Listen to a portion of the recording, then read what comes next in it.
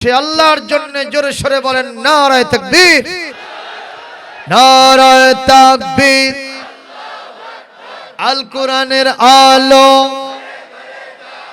সারা দুনিয়ায় জালো, কোরআন আছে যেখানে, আলেম ওলামা যেখানে,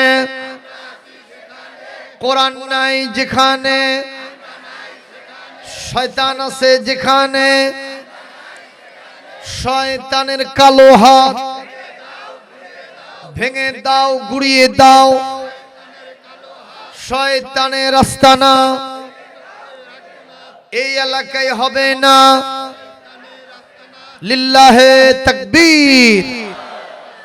আলহামদুলিল্লাহ, আমাদের মধ্যে আওয়ামী লীগ, বিএনপি, জাসদ, বাসদ, জাতীয় পার্টি, ইসলামী আন্দোলন বাংলাদেশ, জামাত ইসলামী, কওমি মাদ্রাসা, আলিয়া মাদ্রাসা, তবলিগ জামাত, পীর মাশায়েখ, যত দল মত আছে এই মুহূর্তে আমরা একটা দলের সদস্য। সেই দলটা কার দল? জোরে বলেন। আল্লাহর বান্দা হয়ে, আল্লাহর দলের সদস্য হয়ে কোরআনের মাহফিলে কোরআন শুনতে বসেছি। কোন রাজনৈতিক বক্তব্য দিব না, তবে কোরআন থেকে বলা ছাড়ব না। আপনারা কি শুনতে রাজি আছেন? ভয় আছে? শঙ্কা আছে? কোন প্রকারের হেজিটেশন আছে? আছে কোন সমস্যা? যারা সমস্যা করবেন তারা তো প্রশাসন, ঠিক কিনা? ওনারাও কার বান্দা? ওনারাও কোনটা পরে মুসলমান হয়েছেন? জোরে বলেন। ওনাদের স্ত্রী পুত্র পরিবার কোনটা পড়ে? তো সেইটা থেকে আলোচনা করব। নিঃসন্দেহে তাদেরও কোনো গাত্রদাহ হবে না। আমরা সবাই আল্লাহর বান্দা। কোন ইবাদাল্লাহি ইখওয়ানা, তোমরা আল্লাহর বান্দা হিসেবে সব ভাই ভাই হয়ে যাও। বলেন আমিন। আসলে আমাদের ভিতরে কোনো মতপার্থক্য নাই, ঠুনকো ব্যাপার। আমার এক মুসল্লি একদিন বলতেছে, হুজুর আমি বসে আছি, তো আমার স্ত্রী এসে বলতেছে, প্রাণের স্বামী কতদিন হলো আমি আমার বাপের বাড়ি যাই না, একটু অনুমতি দেওয়া যায়? আমি বললাম চলে যাও। কথা শুনতেছেন? এরপরে মেয়েটা এসে বলতেছে, আব্বু আমি একটু নানার বাড়ি যাব। বললাম মা যাও। ছেলেটা এসে বলতেছে, আব্বু আমি একটু নানির বাড়ি যাব। আমি বললাম মা, আব্বা তুমিও চলে যাও। এখন আমার স্ত্রী গেল বাপের বাড়ি, আর আমার মেয়েটা গেল নানার বাড়ি, ছেলেটা গেল নানির বাড়ি। আমি চিন্তা করলাম আমি বসে থেকে কি করি, আমি একটু শ্বশুর বাড়ি যাই। উনি বলতেছেন, হুজুর আমি শ্বশুর বাড়ি গেলাম, যে দেখি আল্লাহর কসম আমরা চারজন এক জায়গাতেই। কথা কয় না? আলাদা জায়গা না এক জায়গায়? আলাদা জায়গা না এক জায়গায়? ও মুসলমান, তবলিগ জামাতের টার্গেটও জান্নাত, জামাত ইসলামীর টার্গেটও ওই ইসলামী আন্দোলন বাংলাদেশ শাসনতন্ত্র যারা করে ওদের টার্গেট কোথায় বলেন? পীর মাশায়েখের টার্গেট কোথায়? কওমি মাদ্রাসা, আলিয়া মাদ্রাসার টার্গেট কোথায়? আমরা সকলে মূলত একই টার্গেটের জন্য কাজ করতেছি।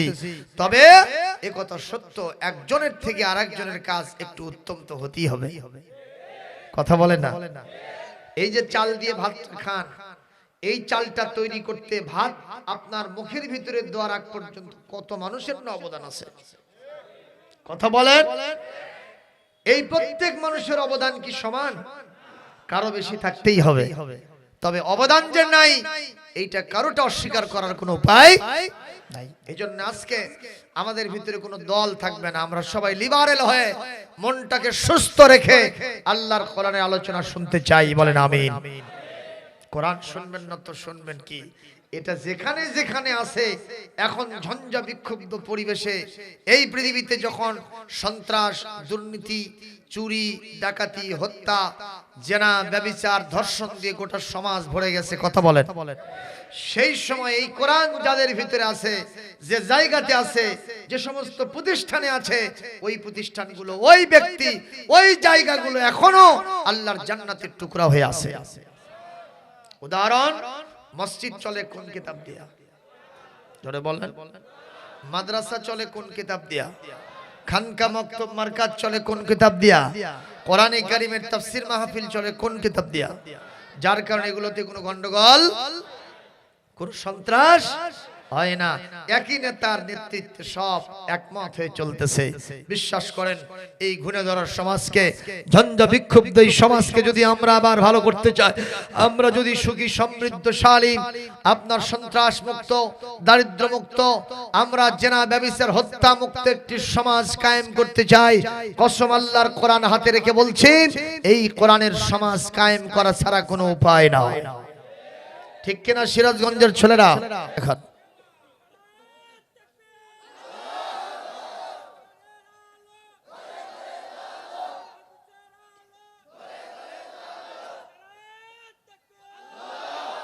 আলহামদুলিল্লাহ, কবি বলছে, যেমন তুমি দিলে জমিন, দিয়েছো আসমান, সুখের সমাজ গড়তে দিলে তেমনি কোরআন, তোমার দয়ায় ফুরান, দয়ায় ফুরান, দয়ায় ফুরান। কোরআন হলো আল্লাহর পক্ষ থেকে শ্রেষ্ঠ দান। সুবহানাল্লাহ। সেই কোরআন থেকে আলোচনা করার জন্য নিয়াত করেছি। ইতিমধ্যে কোরআন কারীমের দুইটি আয়াত পেশ করেছি।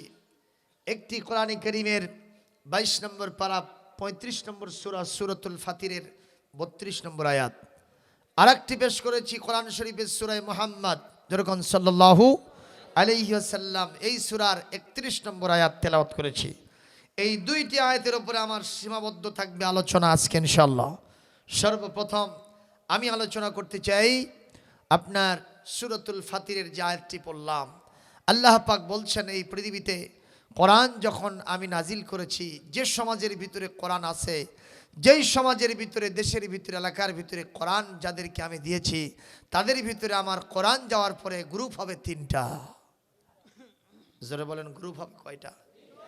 এই গ্রুপটার কথা কে বলতেছেন? এটা কিন্তু আপনাদের বক্তা বলতেছেন না, আল্লাহর কথা শুধু আমাদের মুখ দিয়ে আমরা রিলে করে করে শোনায় দিচ্ছি। এজন্য যা বলতেছেন যদি দোষও হয়, কার দোষ? যেরকম আসলে কি আল্লাহর দোষ আছে? দোষ নাই।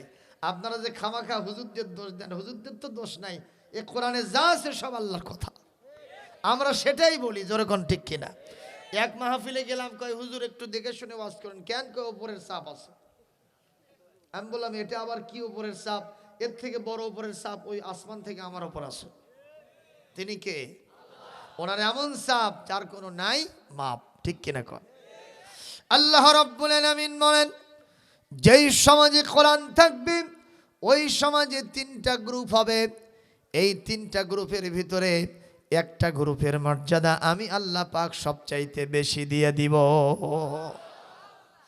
প্রথম নম্বর গ্রুপ হলো সুম্মা আওরাসনাল কিতাব বাল্লাযীনা ইসতাফাইনা মিন ইবাদিনা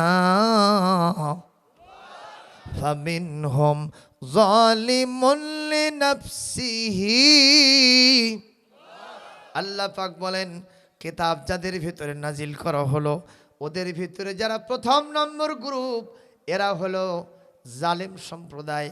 আমার কিতাব তাদের কাছে যাবে, কিন্তু কিতাব অনুযায়ী কখনো নিজেরা চলবে না, নিজের ব্যক্তি পরিবার সমাজ রাষ্ট্র চালাবে না।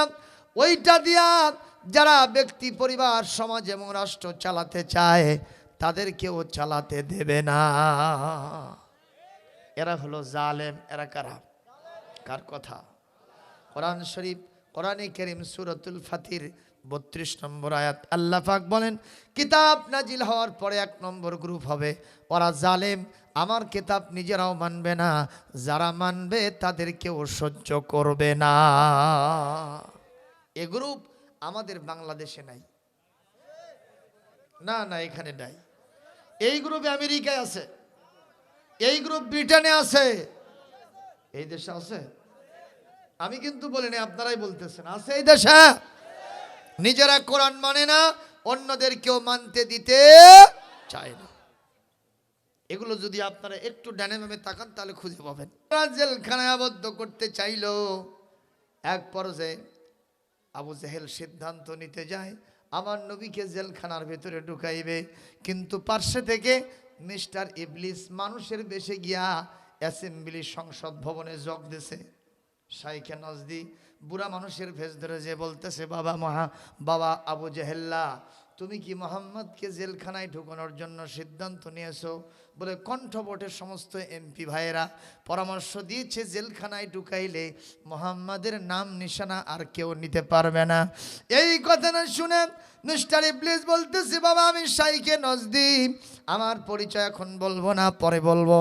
আমি তোমাকে একটা কথা বলি, এই মোহাম্মদ এত সুন্দর, তার চরিত্রের মাধুরী, তার কথার ভিতরে এমন জাদু মাখা আছে, যারাই তার কথা শুনে, যার তার মুখের তেলাওয়াত শুনে, ওরা জান দেওয়ার জন্যেও রেডি হয়ে যায়। এই বাবা জেলখানায় ঢুকায়া মোহাম্মদকে আটকাতে পারবা না, কারণ এখন তো কেবলমাত্র জেলখানার বাইরে তার প্রচার, তার তেলাওয়াত আছে। যদি তাকে জেলখানার ভিতরে ঢুকাও, ওখানে হাজতি আর কয়েদি যারা আছে তার তেলাওয়াত শুনে সবাই তার ছাত্র হয়ে যাবে। এমনকি ভেতর থেকেই মিছিল বের হবে, জেলের তালা ভাঙবো, মোহাম্মদকে বের করব। মারহাবা দেন, আল্লাহু আকবার বলেন। আবু জাহেল্লা বলতেছে, তাহলে এই মুরব্বির কথাই সঠিক, এটাও আমি জানি, কারণ মুহাম্মদের মুখের বাণী হলো মধু মিশ্রিত বাণী, এটা ম্যাগনেটিক চরিত্রের বাণী।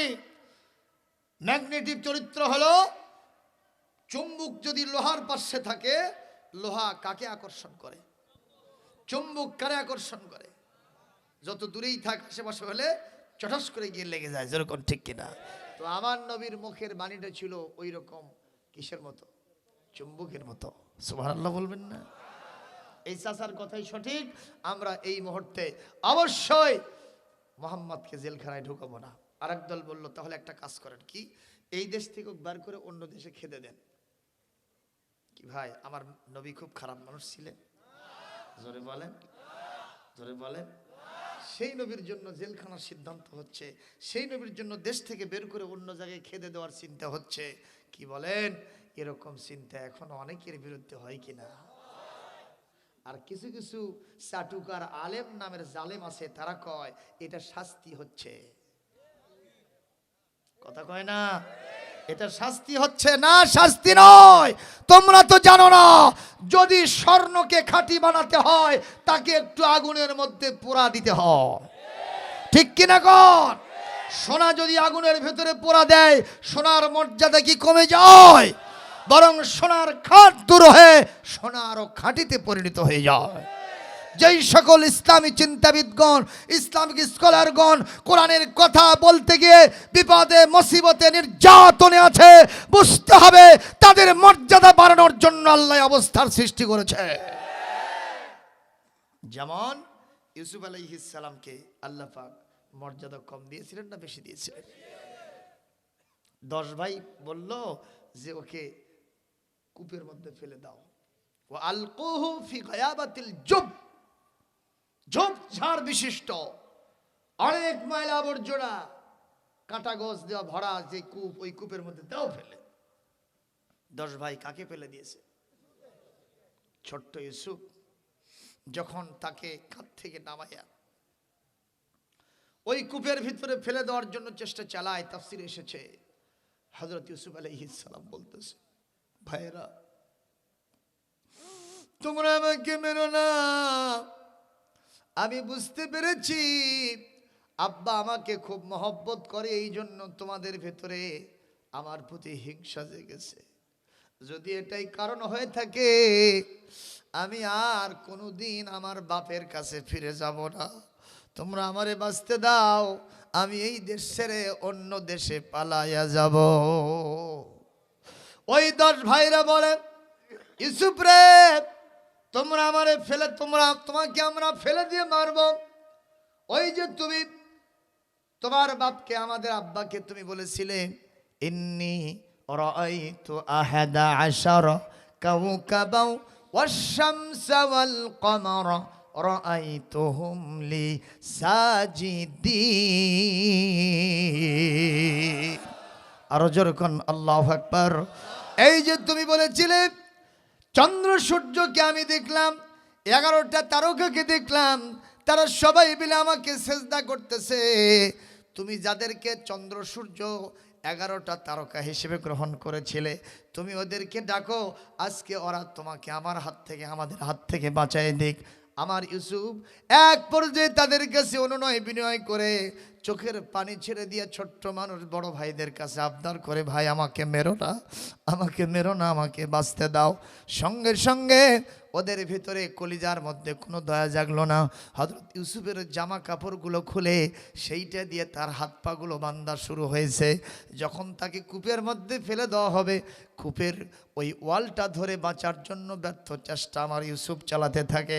আমার আল্লাহ পাক ইলহাম করে দিয়ে, যেহেতু তখনও তিনি নবী হন নাই, এই কারণে ইলহাম করে দিয়ে বলতেছেন, ইউসুফ এই যে কূপটার ভিতরে তোমাকে ফেলে দেওয়া হচ্ছে, মনে করবা না এটা তোমার জন্য মরণ কূপ।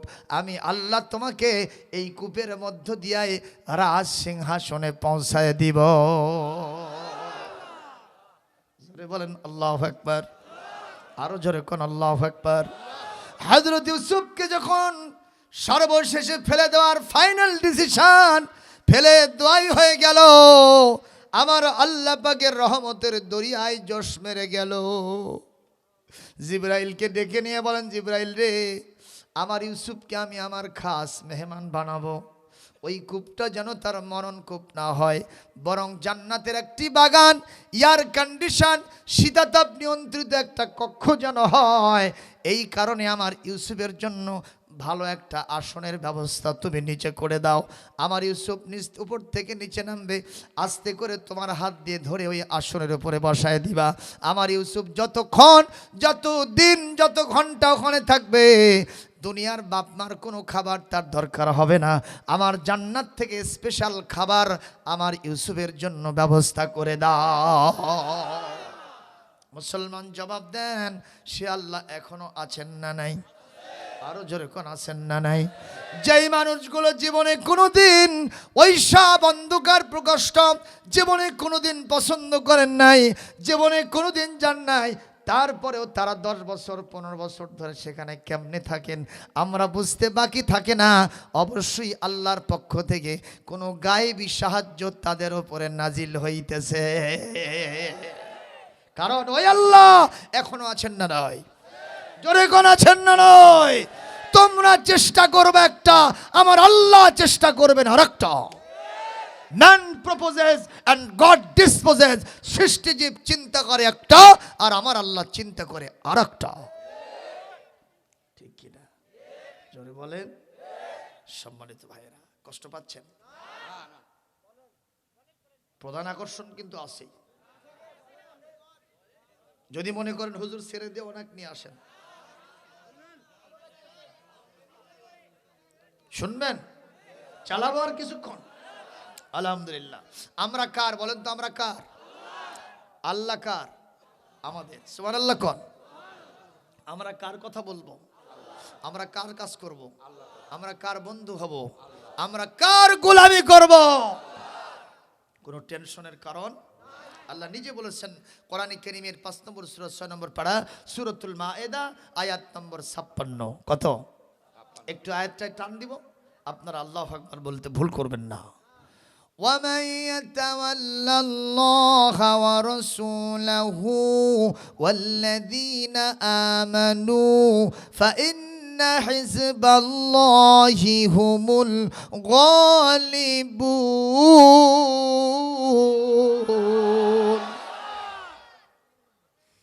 যারা আল্লাহর কথা বলে, আল্লাহর পথে চলে, আল্লাহকে ভালোবেসে সুপেছে জীবন, তাদের কিসের ভয়, কি করে পরাজয়, শহীদি তামান্নাতে নাচে তার মন।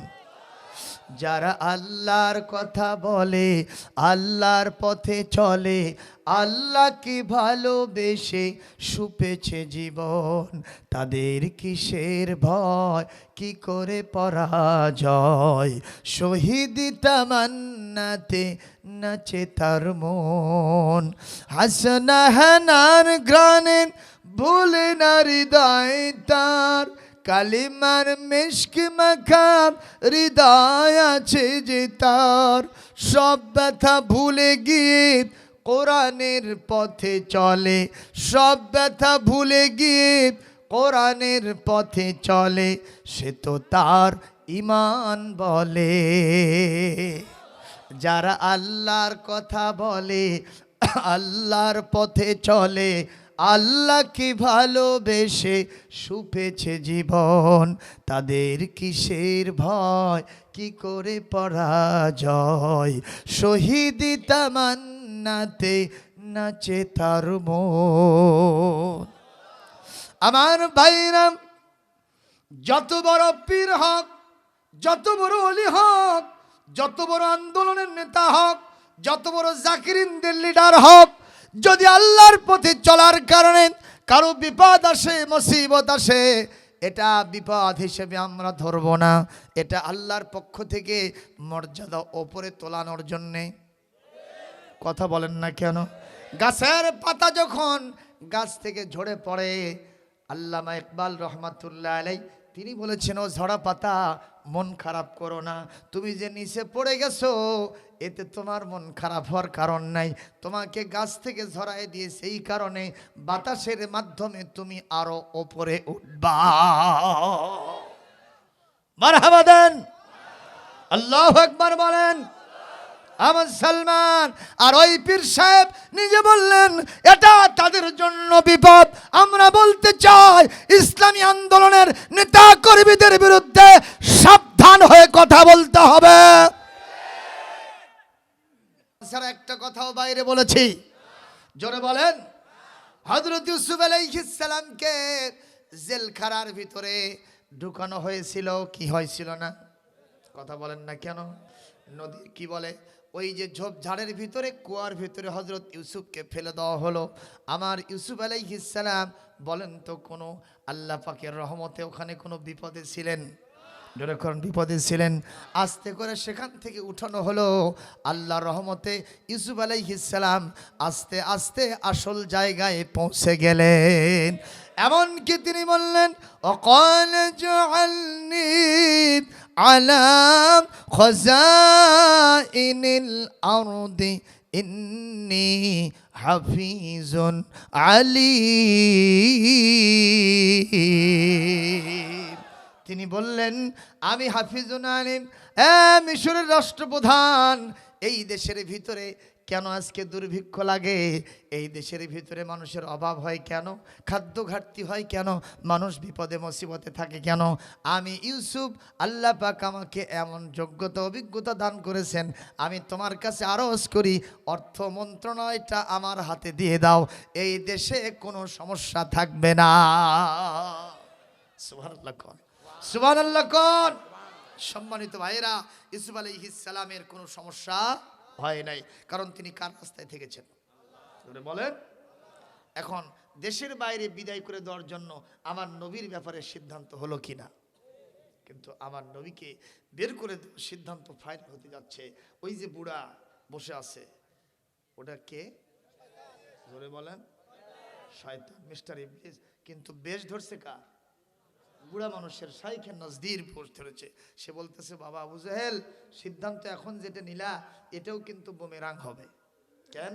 কয় যে দেশের বাইরে যখন পাঠাবা, এখন মক্কায় তো তার প্রচার আছে, এখন যদি বাইরে দিয়ে দাও দেখা যাবে যে বাইরের লোকেরা পর্যন্ত তার ভক্ত হয়ে গেছে, কাজে এটা হিতে বিপরীত হবে। ঠিক কিনা কন? ঠিক কিনা কন? আমার ভাইরা, আপনারা কি ইউক্যালিপটাস গাছ দেখেছেন? দেখছেন? জমির আইলালে থাকে না? থাকে কিনা কর? এই ইউক্যালিপটাস গাছ একটু ওই সূর্যের আলো ঠিক মতো না পৌঁছানোর কারণে জমিতে ছায়া হয়। এক লোক চিন্তা করলো ভালো ধান হয় না, ফসল হয় না, এর গোষ্ঠী সাফ করে দিব। ওই জায়গা 10টা কেটে ফেলছে। কয়টা? 7 দিন পর যে দেখে এক একটা থেকে 10টা করে কুশি বাড়াছে। জোরে সুবহানাল্লাহ বলবেন না? জোরে সুবহানাল্লাহ বলবেন না? আমার নবী ইসলামের সম্মানটা ঠিক এই রকমই। সুবহানাল্লাহ বলবেন? সুবহানাল্লাহ বলবেন না? এটাকে কখনো মূল উপড়ে ফেলা যাবে?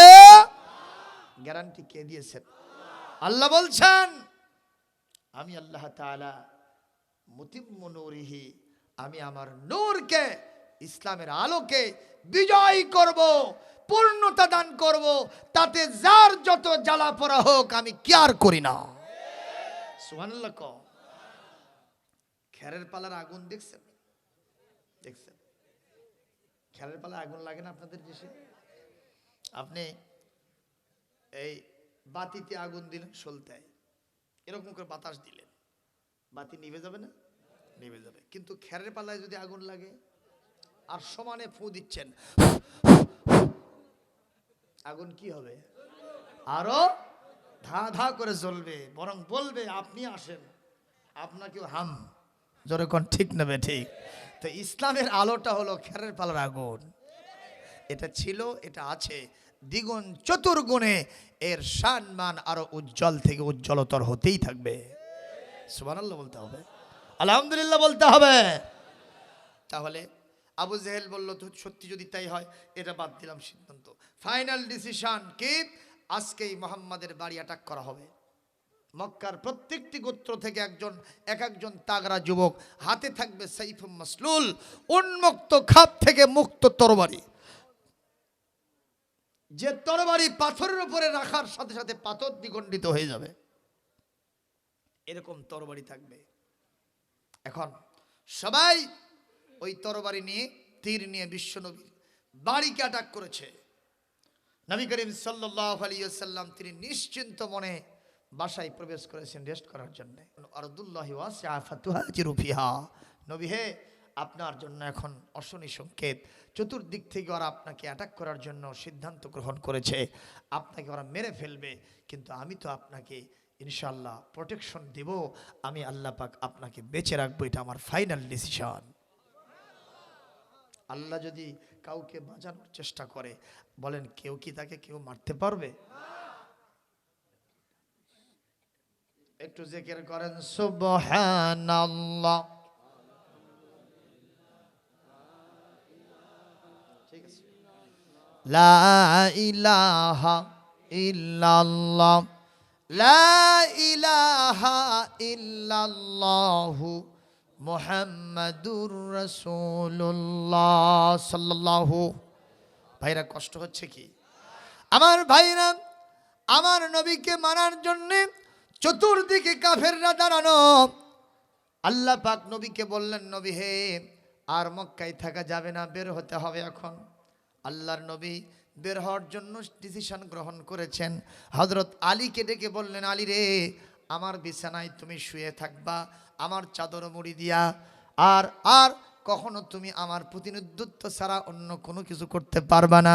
হযরত আলী বলেন, মনে মনে চিন্তা করলাম, নবীর বিছানায় নবীর চাদর মুড়ি দিয়ে আমি শুয়ে থাকব, সকালবেলা কাফের বেদিনরা বাসায় প্রবেশ করবে, নবীকে না পেয়ে আমাকে নবী হিসেবে মনে করে তাদের হাতে থাকা তরবারি দিয়া একের পর আঘাত দিয়ে আমাকে জমিন থেকে বিদায় করে দেবে, কেটে কেটে টুকরা টুকরা করে দেবে। আর বিশ্ব নবীর ভালোবাসা মহব্বতে আমি এইটাই বরণ করে নিতে চাই। আমার মনের ভিতরে কোনো আফসোস থাকবে না, কোনো হেজিটেশন থাকবে না, বরং এটাই সান্ত্বনার বাণী হয়। কিন্তু সংবিধান আকারে আছে, যেরকম আছে।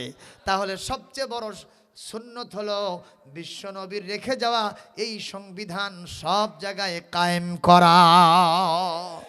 জোরে বলেন ঠিক কিনা মুসলমান ভাইরা? হযরত আলী বলেন, বিশ্ব নবী আমাকে রেখে বের হয়ে গেলেন, আল্লাহ পাক শিখাই দিলেন, নবী হে, কিচ্ছু করা লাগবে না, আল্লাহু ইয়াসিমুকা মিনান নাস, ওদের হাত থেকে আপনাকে রক্ষার দায়িত্ব আমি নিজেই নিয়েছি, কিছুই করা লাগবে না। নবীজি আমার হাতের ভিতরে একটু বালি নিলেন, ফাগশাইনাহুম ফাহুম লা ইউবসিরুন। এই আয়াত পরে নবীজি বালির দিকে ফুঁক দিলেন, শাহাতিল ওযুহ পড়লেন, বালিতে ফুঁক দিলেন, সঙ্গে সঙ্গে আস্তে করে বালিটা ছেড়ে দিলেন, চতুর্দিকে কাফের বেদিনদের চোখে মুখে বালি চলে গেল। আল্লাহু আকবার। আল্লাহ পাক পরবর্তী সময় আজ করেন, নবী হ্যাঁ, আপনি তো শুধু বালি কোনা ছেড়ে দিলেন, ওরা চতুর্দিকে দাঁড়ানো ছিল, ওদের চোখে মুখে এটা কে পৌঁছায় দিল? আপনি বলবেন কেন? আল্লাহই বলেন ওয়ামা রামাইতা ইয রামাইতা ওয়ালাকিন্নাল্লাহা রামা।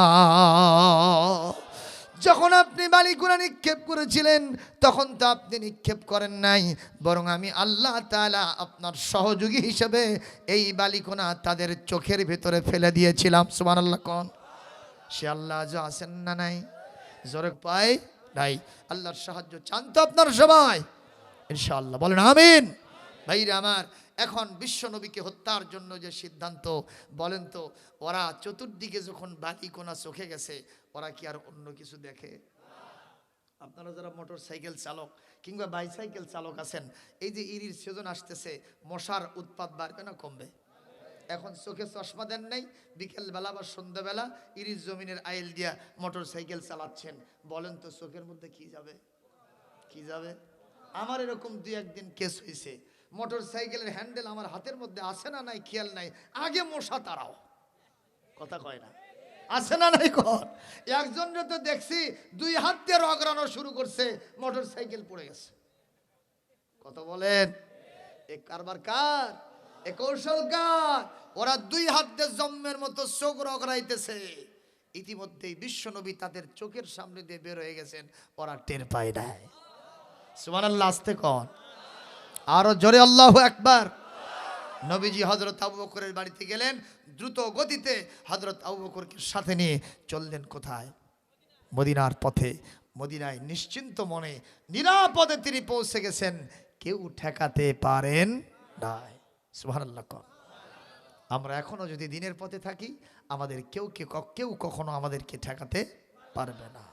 এজন্য এই দিনের পথ থেকে, কোরআনের প্রচার থেকে একটা সেকেন্ড আমরা কোনো দিকে সরব না, নড়ব না ইনশাআল্লাহ। একজন কবি বলছে, কেউ না করুক আমি করব কাজ, কেউ না করুক আমি করব কাজ, কেউ না করুক আমি করব কাজ। আল কোরআনের আহ্বানে দিন কায়েমের প্রয়োজনে, আল কোরআনের আহ্বানে দিন কায়েমের প্রয়োজনে, নতুন করে আবার আমি শপথ নিলাম আজ, কেউ না করুক, কেউ না করুক আমি করব কাজ, কেউ না করুক আমি করব কাজ। আমি হতাশ হব না, ভেঙে পড়ব না, আমি নিরাশ হব না, বসে থাকব না, দিন কায়েমে ব্যস্ত রব বরং সকাল সাঁঝ, দিন কায়েমে ব্যস্ত রব বরং সকাল সাঁঝ, কেউ না করুক আমি করব কাজ। বলেন, কেউ না করুক আমি করব কাজ, কেউ না করুক আমি করব কাজ। বলেন আমিন। আমার ভাইরা, সেই কোরআনটাকে টিকে রাখতে হলে এই ধরনের তাফসীর মাহফিলের কোনো বিকল্প, কারণ কোরআনের মাহফিল হলে জজবা বাড়ে না কমে? জোরে কোন, বাড়ে না কমে? কোরআনের মাহফিল যত কম হবে, শয়তানের চাপ তত সমাজের মধ্যে বাড়বে না কমবে? বাড়বে। এজন্য শয়তানের চাপের কারণে আমরা নতি স্বীকার করব না, আমরা কোরআনের মাহফিল চালিয়ে যাব, কোরআনের মাহফিলের ইন্তজাম করব, তাতে আমাদের সময়, শ্রম, টাকা পয়সা, বুদ্ধি, পরামর্শ সব কিছু আল্লাহর রাস্তায় আমরা দিতে রাজি আছি। আজকে ধন্যবাদ জানাই ঐতিহাসিক বহুতি গ্রামের যুব সম্প্রদায়। আমার আব্দুল হান্নান ভাই বলেছেন, বিগত সনগুলোতে, বিগত বছরগুলোতে মাহফিল কোনোবার সফল হয়নি ঠিক মতো, ঠিক কিনা কর? আলহামদুলিল্লাহ বলেন, প্রথমবার হয়েছিল। এবার মাহফিলটা সফল না বিফল? কথা বলেন না কেন? সফল না বিফল? এই মাহফিল বিফল হোক তা কি চান? এই মাহফিল কিয়ামত পর্যন্ত যুবকরা ধরে রাখতে পারুক বংশানুক্রমে, সেটা কি চান? চাইলেই তো হবে না, খরচা হয়তো, ঠিক কিনা? ওরা বলতেছে মঞ্চে কোনো কালেকশন হবে না। আমাদের ছোট্ট ছোট্ট ভাইয়েরা তারা দাঁড়িয়ে আছে, এরা কয়েকদিন দিল তারে কতই জ্বালা, হাতে পায়ে প্যারকে মারে তবু জানেন নাই আল্লাহু লা ইলাহা, জোরে লা ইলাহা ইল্লাল্লাহ, ফেরাউন বলে আসিয়া রে মুসার খোদাকে সারিয়া দে জীবন দিব আসিয়া বলে জীবন দিব মুসার খোদাকে সারিব না লা ইলাহা জোরে লা ইলাহা ইল্লাল্লাহ মোহাব্বত লা ইলাহা ইল্লাল্লাহ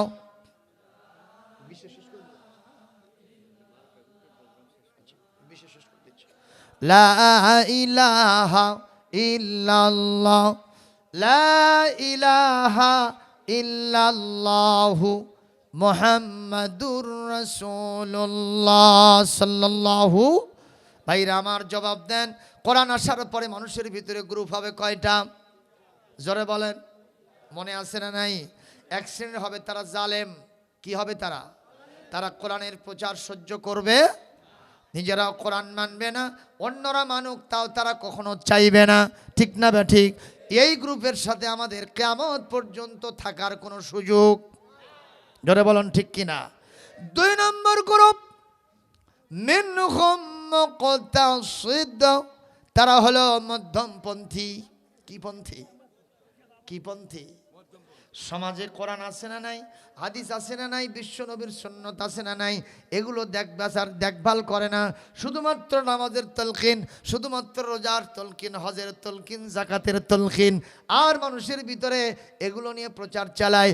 বিভিন্ন সময় তারা অনেক কষ্ট করে রাষ্ট্র ব্যবস্থায়, ওই আদালতে, ওই ব্যবসা প্রতিষ্ঠানে, কৃষিকাজে, চাকরি জীবনে। ইসলাম আছে না নাই? জিনার বিচার কোরআন দিয়ে হলো কি হলো না? হত্যার বিচার কোরআন দিয়ে হলো কি হলো না?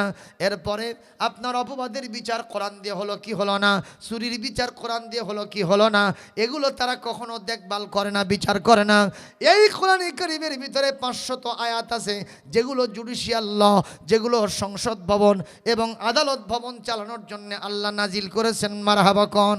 এগুলো ইমপ্লিমেন্ট হয় কি হয় না, এগুলো তারা কখনো দেখভাল করে না। ওদের কথা নিজেরা নিজে বাঁচলে বাপের নাম, কয় না কয় না?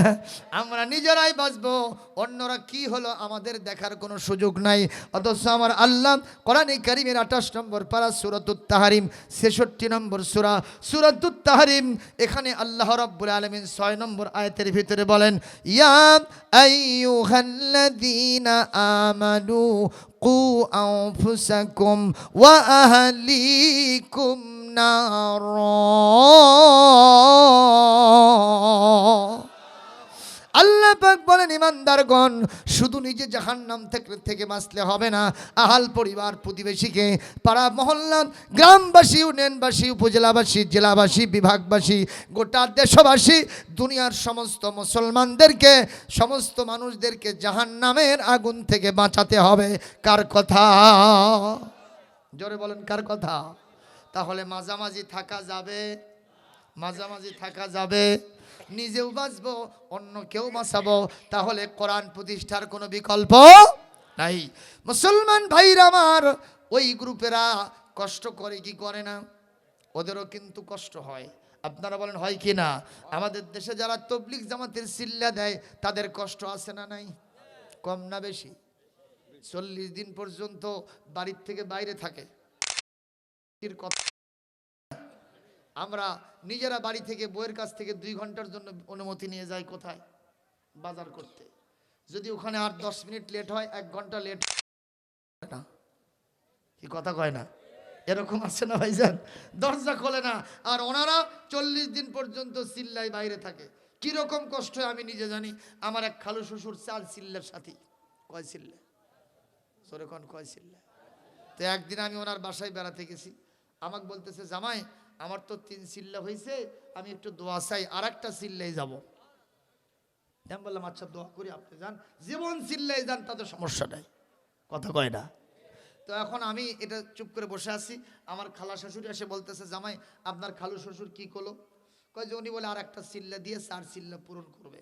তো বলছে যাক যাক, ওই এই দরজা দিয়ে বাড়াবে, আমি এই দরজা দিয়ে বাড়াবো। সেই দিন বুঝেছি বিবি বাল বাচ্চারা কত কষ্টে থাকে, কথা কয় না, আছে না নয়? কিন্তু এত কষ্ট করছেন আপনারা, ভালো কথা। যদি ইনশাআল্লাহুল আজিজ এই তাবলীগটা একটু কোরআন দিয়ে আরো ভালো করে হতো। আল্লাহ বলেছেন কোরআনে কারীমের 5 নম্বর সূরা 6 নম্বর পারা সূরাতুল মাইদার 67 নম্বর আয়াত, আল্লাহ বলেন তাবলীগ যদি করো আমার কোরআন দিয়ে তাবলীগ করতে হবে। আমি আয়াত টান দিচ্ছি, ইয়া আইয়ুহার রাসূল বাল্লিগ মা উনজিলা ইলাইকা মির রাব্বিক ওয়া ইন লাম তাফআল ফামা বাল্লাগতা রিসালাতাহু ওয়াল্লাহু ইয়াসিমুকা মিনান নাস ইন্নাল্লাহা লা ইয়াহদিল কওমাল কাফিরিন।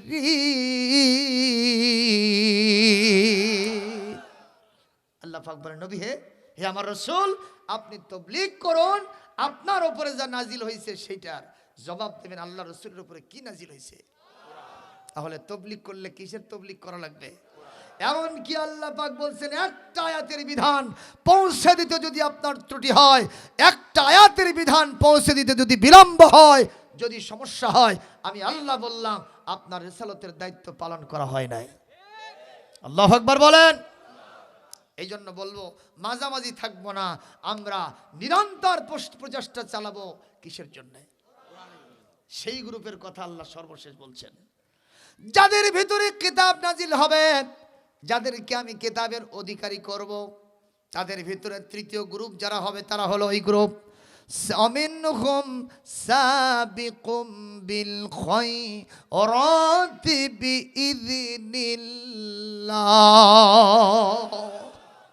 ওরা হলো এমন গ্রুপ, আমি আল্লাহ পাকের কোরআন প্রতিষ্ঠার জন্য, ভালো ভালো কাজ করার জন্য সাবিকুন, ওরা অ্যাডভান্স থাকবে, ওরা সব সময় অগ্রগামী থাকবে, ওরা ওদের সময় দেবে, শ্রম দেবে, বক্তৃতা দেবে, বিবৃতি দেবে, মেধা দেবে, যোগ্যতা দেবে, লেখনী দেবে, টাকা পয়সা দেবে, জেল জুলুম জরিমানাকে কখনো তারা কেয়ার করবে না।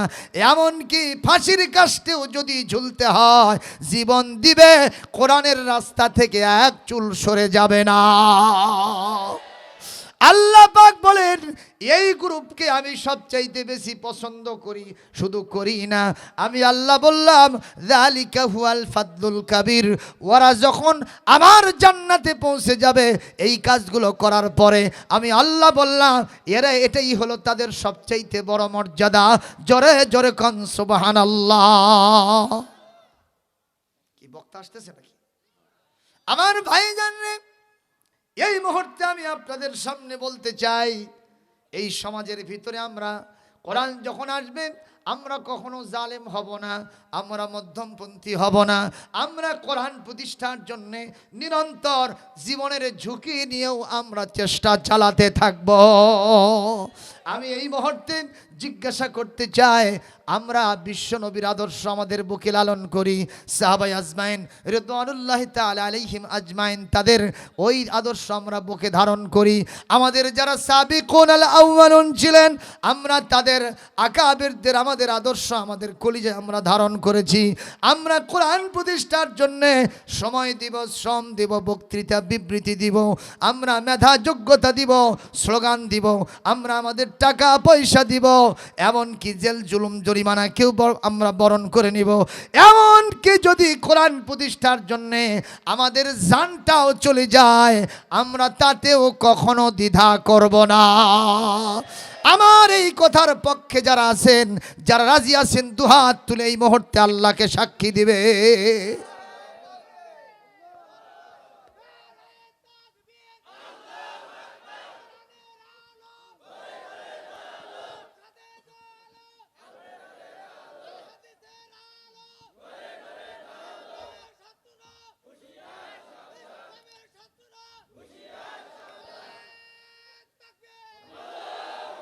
আলহামদুলিল্লাহ। হাত নামান বলি আমিন। ভাইরা আমার, এই রাস্তায় আজকে আমাদের একটা সমস্যা আছে। কি সমস্যা বলবো? বিশ্বনবী সাল্লাল্লাহু আলাইহি সাল্লাম বলেছেন কিয়ামতের পূর্ব মুহূর্তে, সময় কি শেষ হয়েছে? শেষ করে দিব? উনি আসা পর্যন্ত চালাবো না, শেষ করবো? সভাপতি সাহেব কিছু বলছেন?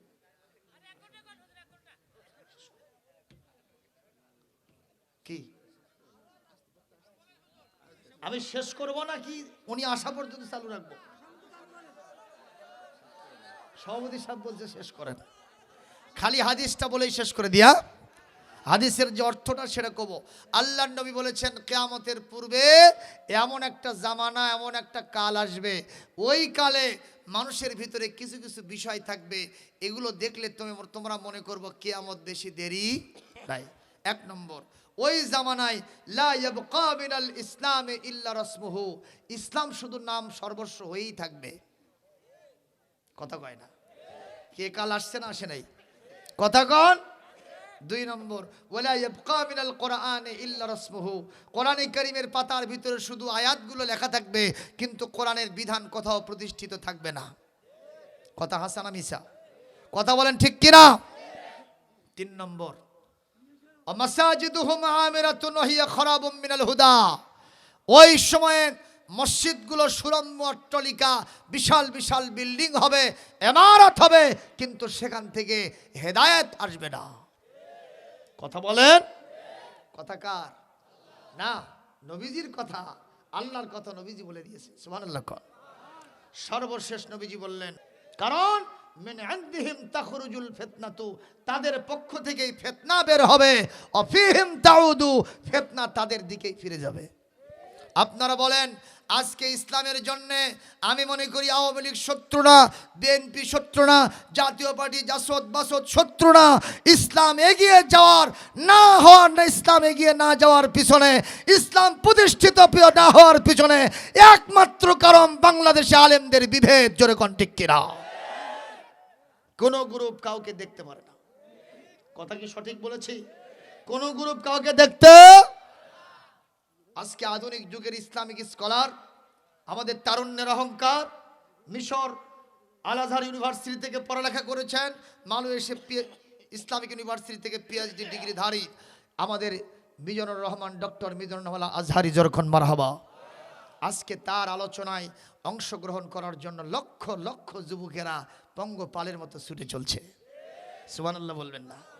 এই না দেখে কোনো কোনো লোকের ভিতরে হিংসা জেগে গেছে, আছে নাকি কোন?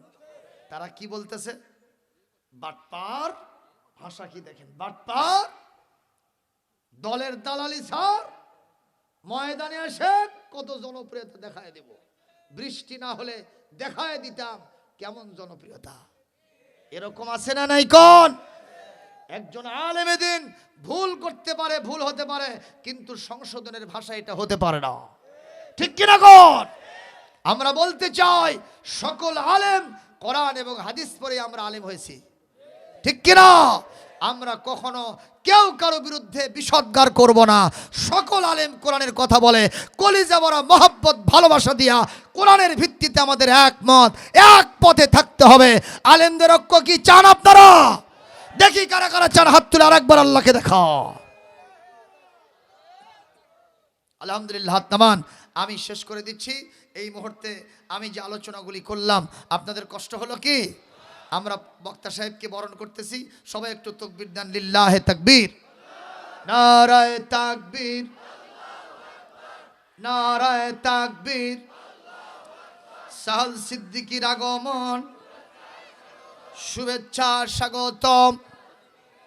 বক্তা সাহেবের আগমন, এ বহুতির পক্ষ থেকে লাল গোলাপ শুভেচ্ছা। আম্মা হুজুরের আগমন, সহল সিদ্দিকীর আগমন। লিল্লাহে তাকবীর। আল কোরআনের আলো সারা বিশ্বে জালো। মাহফিলের পক্ষ থেকে লাল গোলাপ শুভেচ্ছা। সহল সিদ্দিকীর পক্ষ থেকে, বহুতির পক্ষ থেকে লিল্লাহে তাকবীর, লিল্লাহে তাকবীর। একটু জিকির করেন, সুবহানাল্লাহ, আলহামদুলিল্লাহ, লা ইলাহা সুবহানাল্লাহ আলহামদুলিল্লাহ লা ইলাহা মুহাব্বতে লা ইলাহা লা ইলাহা ইল্লাল্লাহু মুহাম্মাদুর রাসূলুল্লাহ সাল্লাল্লাহু আলাইহি ওয়াসাল্লাম। ভাইরা, আপনাদের আকর্ষণ এসে গেছে, আলহামদুলিল্লাহ কোন, জোরে আলহামদুলিল্লাহ কোন। একটু বসেন, দাঁড়ানো ভাইরা সব বসে পড়েন, আমি এখনই শেষ করে দিচ্ছি। বলুন, আজকের আলোচনার ভিতরে কোনো রাজনৈতিক কথা বলেছি? সরকার বিরোধী একটি শব্দ উচ্চারণ করেছি? বলেন, আমি যা বলেছি কোথা থেকে? জোরে আওয়াজ দেন, কোথা থেকে? এই কোরআনের কথা বলার জন্যই তো তাফসীর মাহফিল করেছেন, জোরে কোন ঠিক কিনা? এখন কোরআনের কথা তাফসীর মাহফিলে হবে, তাতে যদি কেউ বেজার হয় আমাদের করার কিছু নাই, ঠিক না? ঠিক বলেন। আমি সকলকে ধন্যবাদ জানাই। সভাপতি মহোদয় হয়তো একটু কষ্ট পেয়েছেন, আমি তার কাছ থেকে ক্ষমা চাই। আপনাদের প্রত্যেকের কাছ থেকে আমার নিজের জন্য দোয়া চেয়ে নিয়ে আপনাদের জন্য দোয়া করে, বিশেষ করে আমাদের এই বহুতির যুব সম্প্রদায় যারা কোরআন কারীমের মাহফিল ইন্তেজামের জন্য হাজারো কষ্ট, মানসিক টর্চার সহ্য করেছেন, জনগণ ঠিক কিনা? আমি এই যুবকদেরকে 100তে 100 ভাগ নাম্বার দিলাম। আল্লাহ তাদের প্রত্যেককে হযরতে সৈয়দুশ শুহাদা ইমাম হযরতে হামজা রাদিয়াল্লাহু তাআলা আনহু, ইমাম হোসাইন রাদিয়াল্লাহু তাআলা আনহুর সাথে কাল কিয়ামতে জান্নাতে কবুল করুন। সবাইকে ধন্যবাদ জানিয়ে শেষ করলাম। হাযা মা ইনদি ওয়াল ইলমু ইনদাল্লাহ। আসসালামু আলাইকুম ওয়া রাহমাতুল্লাহি ওয়া বারাকাতুহু।